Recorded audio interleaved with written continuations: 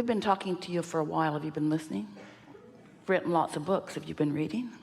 Endless processes about what to do when you've got resistance in your mix.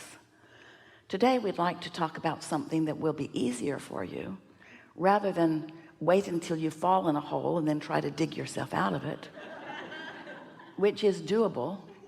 And you actually like that approach because people make monuments for you. Oh, look at the hole this one dug themselves out of. No one thought that they would make it, but they did. Their life sucked for 10 years, but they made it out of that big old hole. What we would like to encourage is that instead of waiting until you fall in a hole and you really feel strong negative emotion, that you get out ahead of it, that when you wake up, before you've focused upon the things that introduce resistance into your experience, you let a little bit of momentum get going so that you hook up with who you really are, so that as the resistance shows itself to you, and it will, because that's this human environment in which you're living, because you already have some momentum going, you have a step 5 moment instead of a step 1 moment. Do you know the difference? Step 1 is contrast of your life causes you to ask. Step 2 is when you ask, it is given, meaning that your inner being and all of us that hang around there focus upon what you've asked for. And we don't just focus upon it, we don't just think about it, we become it so much that our point of attraction gathers all of the cooperative components for what you've asked for. So things get all lined up for you. You just have to get in a little step 3 moment of not being in the way or not blocking what you've asked for, and parts of it start coming into your experience. Step 4 just means you're so practiced at step 3 that we call you really good at step 3. That's what step 4 is. We know it's weird, but you can have a step 3 moment and not really be a step 3 person. You can accidentally stumble into step 3. But when you are doing step 4, that means you care about it, you care about how you feel, you focus upon what you think about, you think more deliberately.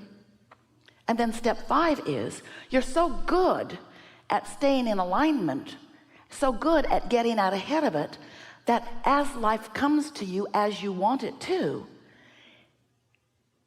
you don't feel negative emotion. Instead you feel opportunity. You don't feel like you have some challenge. You feel the opportunity that it is, because you were born, you came deliberately into this environment because you are a creator and you want to gather the data and you want to come to your own conclusions, because what you want matters, because you are a unique creator and you get to create your own reality, and you didn't come to regurgitate someone else's idea of what you should do. Most humans, rather than listening for their vortex version, which is out ahead of them, which is calling them all the time, instead of being under the influence of your own inner being who adores you and who is calling you and who gives you moment-to-moment feedback about whether you're coming toward or moving away from, whether you're closing the gap or widening the gap, whether you're allowing or resistant, instead of feeling for that, most of you were sort of trained by those who got here before you and forgot about it, forgot about their own alignment. Most of you care what other people think, and so most of you use the opinions of others as your guidance. What do you think about this? What do you think about this? What do you think about this? And while we want you to know that we love each and every one of them, did we tell you that we love each and every one of them? They don't make good. Did we tell you that we love each and every one of them? It's not a good idea to try to please them, because first of all, they're all different, and next of all, none of them knows who you really are. And most important, and we really want you to hear this, they don't get you. at all, no matter how much you want them to. They don't get you. There's not a person on this planet who really gets you. And that explains your utter disappointment in humanity. Because you keep wanting there to be someone who really understands you. It's why you talk so much about everything. I really, really want you to know where I've come from, where I've been, and why I feel like I feel. And they're just going, Not one of them gets you. And if they do, it doesn't help you, because as you're trying to explain to them where you came from, you're not standing where you are, and you're certainly not moving toward what life has caused you to become. So that was just our sales job, to help you to realize that you have guidance within you who is always aware of you, who is calling you toward all that you have become. And while humans are lovely, don't pay any attention to what any of them think about what you should do, because did we tell you that we love them so much? They are all in it for themselves. And that's such a good thing, because everyone has this selfish orientation, because you can only see through the eyes of self. So it sometimes hurts your feelings when you realize that as they are guiding you, they are really putting you in the best position to help them. And then you think, they don't really love me. They want this for them. And we say, don't fight it. It's the way you are eternally wired. In other words, you only have perspective of self. Now, that does not mean that a person cannot get tuned in, tapped in, turned on, and look from broader perspective. When you are under the influence of source, then you want well-being for all. In other words, when you blend with that source energy, you do care. And we're not saying that there are not people that care. Of course there are a lot of people that care, but just don't replace any one of them as your guidance system, because they will let you down every single time. They'll go along, they'll be perfect, perfect, perfect, perfect, perfect, perfect, and then they'll croak. The nerve of that. Or they'll look over somewhere else for a minute. They won't hold you as their steady object of attention. Can you believe that? They'll live their own life. They'll want their own things. They might even have other friends. Really? Really? But your own guidance comes from your source energy. It's the expanded version of you. And it's tried and true and always focused upon you and always available for you. It's like that light is always there.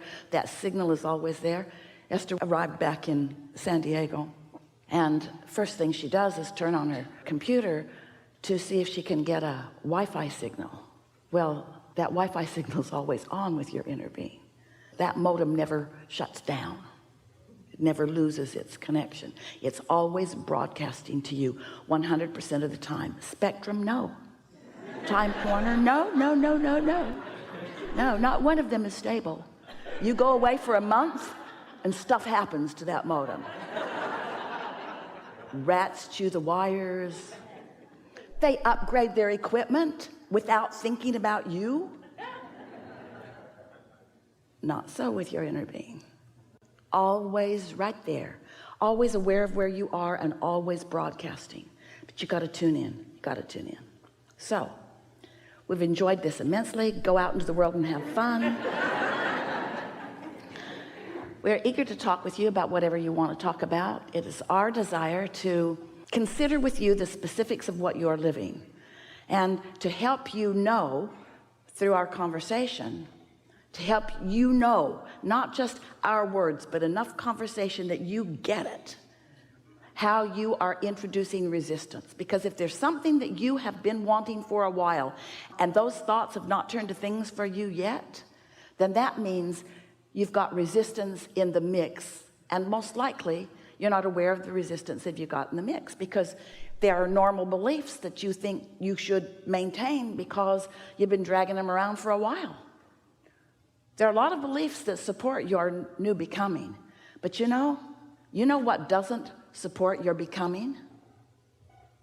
now, what is, what's manifested in your experience, and your voracious appetite for it, your attention to what is, with all of its aligning and not aligning factors, is what introduces resistance into your mix and keeps things from moving forward for you. Wouldn't you like to have moment by moment awareness of that so you can guide yourself around the resistance?